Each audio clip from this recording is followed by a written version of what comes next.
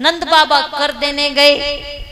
जिस कन्या को वसुदेव जी लेके गए थे, कंस ने मारना चाहा, लेकिन कंस को वो कहती है मुझे मारने से कोई फायदा नहीं, तेरे मारने वाला तेरा काल पैदा हो गया। और तब से कंस बौखलाया। देखिए मृत्यु से किसकी यारी है, आज तेरी तो कल। लेकिन जैसा जिसका चरित्र होता है वैसे ही मित्र होते हैं। जब आकाशवाणी हुई तो कंस को बता दिया था कि तेरी मृत्यु होगी, लेकिन उसके जो मित्र थे अघासुर, बगासुर, बकला, सुरपूतना जैसे, वो अपने आप को बड़ा समझते थे, कोई भी रूप बनाने में माहिर थे, उनके पास पराक्रम था। लेकिन ना पराक्रमी मौत को टाल सकता है, ना रूप बदलने वाला मौत को हरा सकता है। तो यह आप पर निर्भर करता है कि आपका मित्र कैसा हो। उसके मित्र कहते हैं मित्र तू चिंता मत कर, आस पड़ोस के जितने भी घर हैं, गांव है, जहां भी बच्चे पैदा हुए हम सबको मार देंगे। देखते हैं जब वो ही जिंदा नहीं बचेगा तो तुझे कौन मारेगा। एक बुरी सोच, एक के बाद एक कंस राक्षस हर गांव में भेजता है। भेजा तो ब्रज में भी था, लेकिन ब्रज के लोगों में इतनी एकता थी कि जैसे ही कंस के राक्षस आए, सिपाही आए, तो ब्रज के व्यक्ति अपने शस्त्र लेकर ब्रज की सीमा पे खड़े हो गए कि जब तक हम हैं तब तक आप हमारे गांव के बालकों की हत्या नहीं कर सकते। सिपाहियों को भगा दिया। अगर आपको एक पत्थर दे दिया जाए और एक चींटी को देखते ही आपको कहा जाए, या बंदर बैठा है उसको कहा जाए कि इसको मार, तो आप एक पत्थर मारोगे तो वो बंदर भाग जाएगा। भाग जाता है, बंदर है ना। और वही पत्थर आपके हाथ में दे दिया जाए और कहा जाए कि मधुमक्खियों का छाता है, इसमें मार, तो फिर कौन भागेगा? आप भागोगे या मधुमक्खी? तुम भागोगे। क्यों? क्योंकि एकता में शक्ति है, मधुमक्खियों में एकता है। एक पत्थर मारोगे तो उनको नहीं, वो भागेंगे, लेकिन आपके पीछे भागेंगे और भगा के छोड़ेंगे। इसलिए ब्रजवासियों की एकता ने सिपाहियों को नहीं आने दिया। तो कंस ने एक युक्ति बनाई। उसके जो पास जो राक्षस थे, अघासुर की बहन पूतना, और पूतना का अर्थ कि किसी भी गांव में पूत को नहीं छोड़ूंगे, पूत पुत्र को।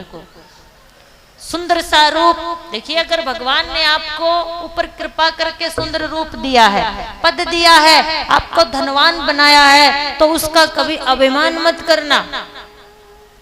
अभिमान ही पतन का कारण बनता है। जब भगवान राम रावण को मारकर अयोध्या में आए तो मां कौशल्या ने कहा, रे राम महापराक्रमी, महादानी, तांडव के रचयिता, रावण को तूने क्यों मारा? समझा भी सकता था बेटा, मारना जरूरी था। अगर उसकी बुद्धि में तो थोड़ी बुराई पैदा हो गई तो तू तो उसे समझा सकता था। तो भगवान राम कहते, मां महापराक्रमी, तांडव के रचयिता, महाविद्वान रावण को मैंने नहीं, उसकी मैंने मारा। किसने मारा? भगवान की कृपा हुई है, अच्छे कर्म किए हैं, और जो पद, जो धन आपको मिला है, अगर आप उसका अभिमान करते हो, अभिमान आते ही बुद्धि नष्ट हो जाती है, और जिसकी बुद्धि भ्रष्ट हो जाती है विनाश और पतन का कारण बनती है। बुद्धि दुर्योधन की भी भ्रष्ट हुई थी। स्वयं भगवान आए थे लेकिन समझ नहीं आया। मैत्री की राह दिखाने को, सबको सन्मार्ग लाने को प्रभु हस्तिनापुर आए थे, पांडवों का संदेशा लाए थे। दे दो केवल 5 ग्राम, रखो अपनी भूमि तमाम। दुर्योधन वो भी दे ना सका, आशीष भगवान का ले ना सका। जब नाश मनुष्य का आता है तो पहले विवेक मर जाता है। एक जगह पर शिथिर खड़े हुए कुएं को नदी ने कहा, बरसात होती है, बरसात का पानी धरती पर बरसता है, धरती पर बरसता है, लेकिन जहां गड्ढा होता है, तालाब होता है, वहीं एकत्रित होता है। एक कुएं को चलती हुई नदी ने कहा कि सारा दिन एक जगह ही खड़ा रहता है।